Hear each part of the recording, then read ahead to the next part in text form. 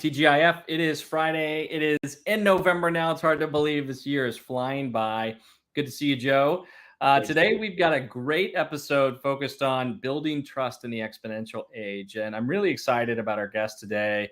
It was a few conferences ago. We were having coffee together, really talking about, as we think about everything that's happening within AI and within all of these new technologies, really at the core of all of what we're trying to do within the public sector is how to rebuild and regain trust. And so as we started to kind of think about, the big topics going into 2024, trust was definitely one that's top of mind. And every survey and every report that we see, has shown that trust has declined within the public sector. And there's an opportunity to turn this around. And so we thought there is no better person to bring on than Zencity's own CEO, Eyal Feder-Levy, to discuss why trust is the biggest issue that government should care about and how emerging technologies can empower government and residents to engage more meaningfully to build trust in this new age. So, Eyal, so great to see you.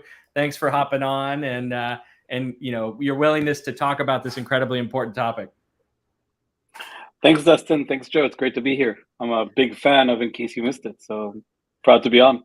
Long-time listener, first-time guest. Great to have you on. We're big fans of Zencity. And maybe just to start, we'd love to just let you introduce yourself and Zencity to our audience. I know most people know of Zencity, but it would be great to make sure you raise awareness for those that it's new to.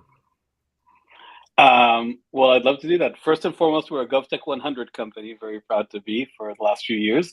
But we are a startup company based in Tel Aviv and in Brooklyn, New York. And our goal, to put it simply, is to help local governments build trust with the communities that they serve. And we'll talk about that a little bit later. But we've been around for almost 7 years. And today I'm proud to say we're the largest community engagement platform out there. We serve a little bit over 150 million people through over 300 cities, counties, state agencies that we work with, from LA, Chicago, and Phoenix, all the way to tiny communities like DeLand, Florida. And I think what we've been very, very interested in is how emerging technologies can help this key issue of building trust. We were very privileged to be on the CB Insights AI 100 list, which is the list of the top companies working on AI in the world last year, the first GovTech company to be on it. And I'm excited to talk about this buzzword that's hovering around us of AI today and how it can help this issue. Yeah, I love that. Well, one quick follow-up for tell us a little bit about how you got into this and, how, maybe a little bit of the inception story even of Zencity would be great. Sure. So I'm an urban planner by profession. I spent most of my career in government, and I've as part of that, had the opportunity to participate in a lot of community engagement meetings. Have you guys ever been in a town hall meeting? Yeah. Oh yeah. well, we are the unique few who actually attend those ones. At Zencity, we call this the STP problem, the same 10 people that always show up to every community engagement meeting. And I felt this big dissonance working as a planner between hearing from the mayor, the city manager, how important it is to get community input, how much we need to align everything that we're doing with community input, and the fact that the tools that we had on hand were very, very limited. We basically were out there to organize meetings or call people up for phone surveys or mail people a survey physically to their home, and all of that constituted what we felt was a very, very high bar. Like, I asked my friends, why are you not showing up? And they were saying, hey, we don't have 3 hours this evening to come and join a meeting about bike lanes in our neighborhood.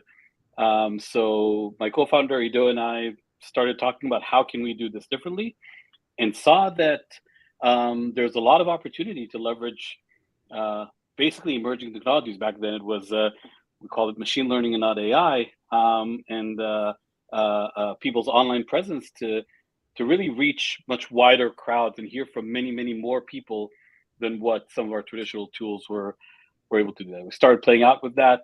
The first thing we did was online sentiment analysis, like social media analysis, and over time expanded our tool set to a few other capabilities. And that's how it came to be. That's great. I think Dustin mentioned it on our intro. I think we've all seen various studies that show, whether it's at the federal government level, the state government level, even the local government level, we've seen this decline in trust in our institutions, whether that's government, whether that's education, or even in banking and many others. But it's looking more specifically at government. We have seen that decline. Why do you think that is happening, and how can it be reversed? So first, I think we all agree on this call that state and local governments are super important institutions, right? They're in charge of our public safety, our public health, our infrastructure, transportation, so many of the things that make up our day-to-day lives. And what we hear again and again from the leaders that we work with is that trust is a super important currency in order to provide all these services. Like, for example, if people don't trust their police department, they don't report crime, they don't cooperate with investigations. If people don't trust their county public health department, they don't show up to get vaccinated when there's a vaccination push. And to your point, Joe, the data that we're seeing about trust declining is really scary. Only 1 in 3 Americans today highly trust their local government. So the vast majority of Americans don't have a high degree of trust in this institution that provides them all of these crucial services. But more than that, it's declining fast. It used to be that local government is a safe haven of trust, while national politics were always polarized. We saw an almost 10% decline year over year in the last 3 years in the level of trust in local government. So not only is it low, it's also trending in the wrong direction. And our read to why this is happening is because a lot of the things that we used to see on a national level are making their way downstream into local politics, whether it's partisanship, whether it's polarization, whether it's the hate speech without showing up. A lot of these things are seeping more and more into city councils and county boards, and are pushing people away from this level of government, unfortunately. So, how do you see this trust dynamic impacting the delivery of services? Because I know that when we think about trust, it's not just a nice to have. It actually has kind of a core aspect on the way that we deliver services and the way that we're able to better support constituents. How would you say that impacts the delivery, and why this is really just such a hot topic public sector leaders should care about? Basically, I think any public sector leader that you ask will tell you that you can't do anything meaningful without your community trusting.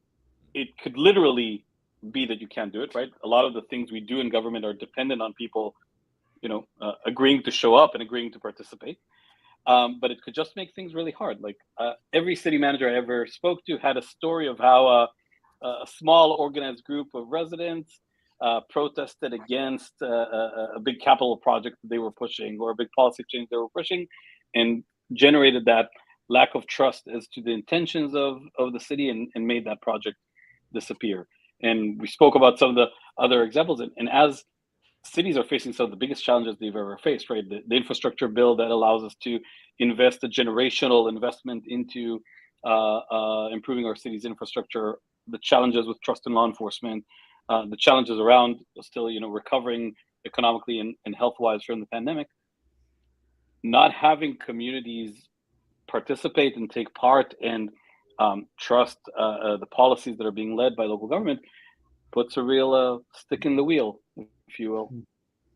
Absolutely. So you've got a new platform, Zencity 360. Maybe you could kind of briefly describe to us how that platform is helping communities address some of those challenges that they're confronting by that lack of trust. So our belief is simple. We've talked to so many leaders and asked them, what has been successful for you in building trust? Like, how did you manage to reverse this curve that we're seeing in the data? And Dan Alt, our customer in the town of Cary, North Carolina, had a great sentence that I really, really, really appreciated. He said that in his perspective, trust is built by continuously meeting and exceeding community expectations, right? Like, imagine that if you're, as an organization, if you're hitting the mark of what your community expects from you, and you're doing that again and again and again, that is what eventually builds trust and gives you the capital, the opportunity to continue operate with your community's trust. And what we've seen is that the biggest gap to doing that is actually understanding what the community cares about, actually having a real, a confident read of what are your community's needs, priorities. Because when we hear just from those STPs, those same 10 people, not only are we not getting the full view of what our community cares about, we're getting a skewed view of a very specific group, usually, you know, older, whiter, more affluent, more connected to government, that show up to have their voices known. And if we act on that input, sometimes we're not only not building trust, we're hurting trust, because we're pushing in the wrong direction of what the majority of our community expects. So our focus has been on how can we more accurately understand the needs and concerns of communities. And what we found is that there's just a really, really exciting opportunity to do that with new technology, right? Today, 94% of Americans are active online regularly. That doesn't mean they have the newest iPhone, doesn't mean they have broadband at home. We all know the digital divide exists, but everybody is active. Could be on social media, it could be on a news website, could be playing Candy Crush, could be reading, you know, the Bible app in their native language. But 9.5 out of 10 people in the US are active online regularly. And so when we think about meeting people where they are, meeting them online is where they are. By the way, an average American spends 7 hours a day in front of a screen. So this is where we are, whether we like it or not. Second, we think that if we mix a few different ways to participate, not just the meeting, not just the survey, right? If we mix a few different ways to allow different people to engage in different levels of commitment, we can hear from more people. And third, AI could really play a big part in helping us understand all the feedback we collect if we're actually able to hear from more people. Like in LA, for example, we collect 1.3 million comments per month. You can't humanly navigate 1.3 million comments and make sense out of them. We have to have better tools to make sense. So our 360 platform tries to embody these three principles. If you we collect data from people by leveraging their online access through sentiment analysis, through surveys that we send online with technology we developed, through online engagement platforms. We bring all that into one database, and then we use some really cool AI capabilities to make sense out of all that and give some policy recommendations to our partners and customers. I love that. I love the acronym STP, the same 10 people. I think you had more people in your meetings than me, because mine would be the same 2 people, but still, it works still. Still a big issue though, and I think it's great that you're finding ways to leverage technology to kind of bring that in. You know, one kind of follow-up to that is, how are you seeing agencies leverage this data, right? Because I think when we think about the context of like doing a normal survey, or like, you know, asking people to speak and give public comment in a meeting, it's harder for them to act on the data and to do something with it. So like, what are, you know, or have you seen any of your clients that are like leveraging this and building those feedback loops and really leveraging it to inform kind of their you know, approaches to delivering services differently? I'd love to, you know, maybe hear any bright spots or examples you have. 100%. So let me give you an example from Normal, Illinois. A lot of cities in the last few years have been dealing with how do we leverage this unique opportunity of federal funding, right? There was the CARES Act and ARPA and now the infrastructure bill. These are sometimes generational opportunities to make meaningful impact on our communities. And when the town of Normal approached this challenge, they were trying to make a more informed decision as to how to invest these resources, not just, you know, go at who's you know, the squeakiest wheel, who's shouting the strongest, but how can we really make a decision? So they leveraged both looking at online conversations that were taking place to recognize what were the emerging trends that people were talking about, where were people sharing pain points, and out of that they created a short list of priorities that the city could potentially invest in, and on that short list they ran a representative survey with us. And that mixing of both the online sentiment and the representative survey was a really great way to both get in tune with areas of policy that the city was not aware of, and then run a survey that they could get some hard data to make sense of it. But what was really interesting is that when they took the survey results, our surveying capability, which leverages online access, was able to oversample communities of color that were historically marginalized in that community. And the city council decided that they don't want to take necessarily just the general population prioritization of investment. They wanted to take that specific community's prioritization. So they were able to dig into that specific demographic and say, we're going to invest in alignment with the priorities of our Black and brown communities first and foremost, and that will be our scorecard to how to allocate ARPA funds.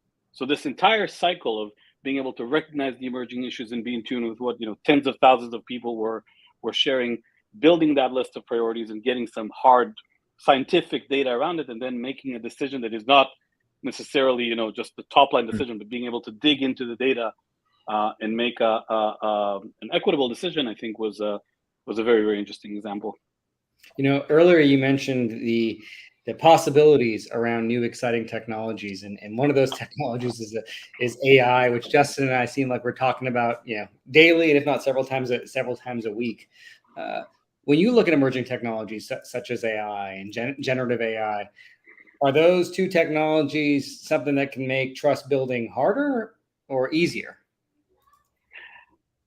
First and foremost, I think generative AI is is a huge revolution. Dustin and I were talking about this a few weeks back, and we think it's an iPhone moment, right? It's like a moment of a generational shift, and I think, I don't know if you were following the latest announcements from OpenAI's Dev Day a few days back, but the speed at which they're moving is incredible, and I think that we're very, very soon going to see every application built with AI in the same way that in the same way we talk about cloud today, right? Yep. Like you theoretically can still do things on-prem, but most things happen on the cloud in the same way that theoretically you can still do things without AI, but in months or a few years, everything will be infused with this incredible capability of generative AI. And I think specifically in government, I've seen much faster adoption of this than any other technology that, in the past 10 years that we've been following. I've seen a lot more city officials get excited about this and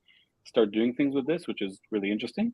And B, I just think there's such a big opportunity to leapfrog, especially in government, which is such a text-heavy industry, right? We create so much documentation and so much content in government. We need to fill out so many forms and read through very, very long documents. And I want to give you just a little example. So we leverage the capabilities of GPT-4 to build what we call an auto setup of an engagement website. Basically, you input a few words, and within about 5 minutes, you get a fully functioning community engagement website on our Engage platform. And one of the really interesting use cases of that, other than saving a lot of staff time and resources, is that all of a sudden, staff members who were not able to use resources like this before are able to do that. For example, community police officers.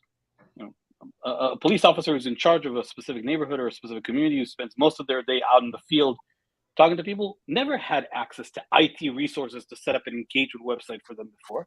But all of a sudden, we see a lot of our law enforcement customers just before they go into a community meeting, take 5 minutes to set up a website, literally 5 minutes. And they walk into the meeting with a website that has, the top points of what their policy is right now, the top issues that they want to hear in the community, and a short survey that people can fill out on their phone or tablet while they're in the meeting and give feedback that they can document and show their higher ranked officers. So it just opens a new tool set, a new set of capabilities to levels of government that didn't exist before. And that's just one tiny example out of the range of capabilities that I believe generative AI can bring to government. Yeah, it is moving so quick and exponentially changing. Yeah, we've been making GPTs of some of our staff, so that's been a fun exercise.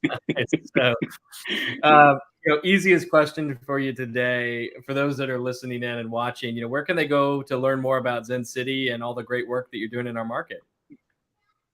Well, first of all, thank you for the kind words, and I invite everybody to log into our newly developed website. We just launched a new one around the Zencity 360 platform.